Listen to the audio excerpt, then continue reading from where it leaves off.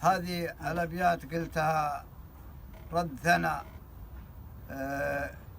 للشاعر محمد بن خلف البشري، وهي قليلة في حقه، وله مواقف مشرفة معي ومع رجال من القبيلة ورجال من الأجناب، ومواقف مشرفة.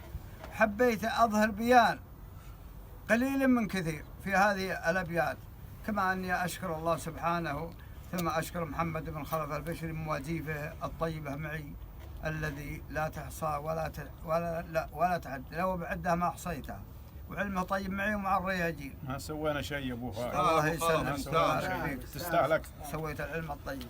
يقول يا محمد اسمع جواب العود، واحفظ بيوت الجينية، لصار رعى الوفا ماجود، رد الثناعات تلية، أمدحك مدح عليه شهود، لو يزعلون الدوينية، فعلك بعيد عن المنقود، ما يهرج العريضية، فعلك بعيد عن المنقود، ما يهرج العريضية، رعى الوفاء دائما مع حمود، مجزاه بالصد والسيه بن خلف، ما يحوش السود، نفسه عن الشين منهية، قصيرته والعباد رقود، فزع لها طيب النية، قصيرته والعباد رقود، فزع لها طيب النية، على النقا فزعته والجود، على النقا فزعته والجود، نفسه من الطيب مملية، عن جارته والأمور تكود، أرخص حلاله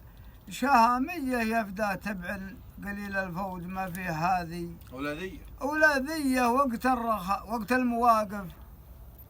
وقت المواقف ضعيف زنود، وقت الرخاء يزمر العية، وقت المواقف ضعيف زنود، ووقت الرخاء يزمر العية، أقولها والله المعبود، ولا الكذب والصدق مرية، وهرجى الرجل للملا مريود، وهرجى الرجل للملا مريود، والنفس تومر ومنهية. صح لسان، صح لسان.